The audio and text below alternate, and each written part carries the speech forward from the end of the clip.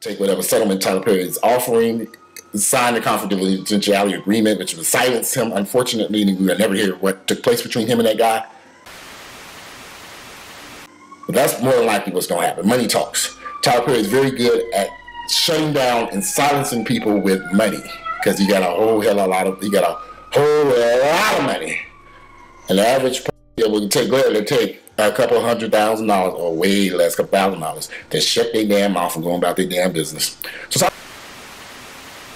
his attorneys, he's got a team of attorneys. They're very good at silencing people. I know a lot of my friends who've been silenced and cannot say a word for fear of retribution from Tyler Perry and having to go to court. Anyway.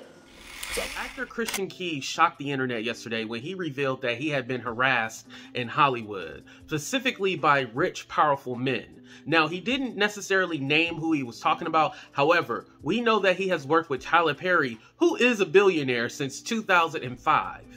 There was a story back in 2014 of this stalker, somebody stalking Tyler Perry, and then all of a sudden we didn't hear about it anymore. Did you know that in 2016 that case was actually dismissed? But I want to go ahead and tell you guys the story of Joshua Soul. Was he just an ex-employee, or was he Tyler Perry's lover? Let's get into it.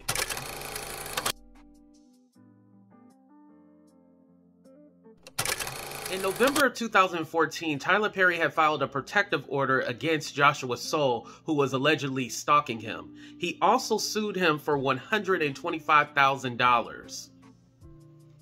Tyler Perry had asked the courts to ban Soul from coming within 500 feet of him, also for Soul to go under a psychological evaluation and pay $100,000, plus $25,000 for Tyler Perry's attorney fees. Perry had accused Joshua Soul of trying to intimidate him. He also stated that he disengaged the power and disabled the alarm system, and barricaded himself at his Southwest Atlanta studio. Tyler Perry did admit that he was an employee. However, he never stated what exactly Joshua did. Now, if you go back to Christian Key's video, he stated that this powerful man had men on his payroll or his roster that he would just bring in and pay them six figures, and then they would go about their business. So it's interesting that we never knew what role Joshua actually played in his company. I wanted to give a little bit of background on Joshua because I try to find out information on him from like his social media, but his footprint online is completely scrubbed. You don't see anything. Maybe I missed it. If you guys can let me know, definitely I would appreciate it, but I didn't see anything. All you see is these articles related to Tyler Perry.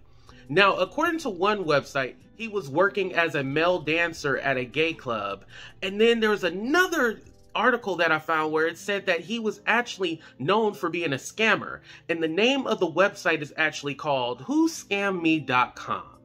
And on this website, it alleges that Josh relocated from Colorado to Atlanta, and he's been swindling money out of men and women. Allegedly, he has multiple children who he does not see or take care of, and he's known for basically swindling people out of their money, and he uses his looks to get what he wants. Now again, I do have to state that this is all alleged. From a lot of the news articles during this time, you would just think that Joshua was just some kind of weirdo or some kind of crazed fan that was after Tyler Perry. Joshua actually explained in his own words what actually happened. And when you find out what happened, you realize the toxic work environment that Tyler Perry has. Joshua had gave an interview in 2015 where he stated, "On the first day I noticed something unusual about the working relationship with Brett Hendricks. On a studio set, the food was provided for the crew. Brett would go box up what he wanted to eat and put it by his desk. And then he would say to me, 'You can go make you a tray.' He would then ask me to take him to his house to smoke marijuana. He wanted to roll up during his lunch break and then go back to working. Whenever I asked for his help when I was seated at my desk, he would pull his chair up to me very closely and lean into my lap, as if he didn't care to see my level of discomfort and how I would move a little away from that. He would try to position himself on my lap as if he was lounging himself on it in like an intimate situation. He would later text me daddy and hey baby and send me winks. He would say good morning sunshine. At work, he has texted me saying, hey, I was trying to flirt with you. Anytime it was a message like that, I would just not respond to it. Once I had already got in the door and working, I wanted to take the position of don't make it a big thing. Just get through it. I wouldn't respond to it. Eventually, I took the assumption of that he sees that I'm not taking any advances. He would even follow up, send me messages like, you always get quiet when I talk to you like this. I expected him to get the picture because I was never interested. I wasn't interested in the type of relationship with Brett. And I wanted to make sure that he didn't get that impression from me. I came to Mr. Perry's office to knock on the door. Because no one answered the door, I asked the secretary if he was in the office. She told me to wait in her area, and after a while, all kinds of chaos happened. I was in a big lobby area between Mr. Perry's office and his assistant's office. There was an open office also in that area, so I just sat in that office until someone wanted to talk with me. Hopefully Mr. Perry about the incidents with Hendricks. The people in the office started acting funny with me. So I locked the door in that office and said I wasn't going to leave until someone talks with me about Mr. Hendricks. I wanted to talk with the boss because I was not okay with what happened with Hendricks. I think that people in the office caught on that I wanted to reach out to Perry to discuss something troubling, and instead of addressing, they decided to get rid of me. Like I said earlier, the articles about this situation would lead you to believe that Joshua was just crazy. However, he was being harassed by his immediate supervisor, who was Brett Hendricks. Now, I try to find out information on Brett Hendricks, but I don't see anything unless it relates to this case. Other than that, you won't see anything about a Brett Hendricks. I don't see any social media for him. However, this seems like a situation he was being harassed, and he wanted to talk to Tyler Perry because, again, he's the head boss. Now, should Soul have went to an HR representative or something like that? Yes. But does Tyler Perry even have an HR? So he probably just thought that he could just go to the boss, tell him the situation, because his supervisor is literally harassing him. But it got turned into that he was just some crazy stalker. That's why Joshua ended up filing a countersuit for $10 million against Tyler Perry. Joshua is suing for anxiety, depression, and emotional distress.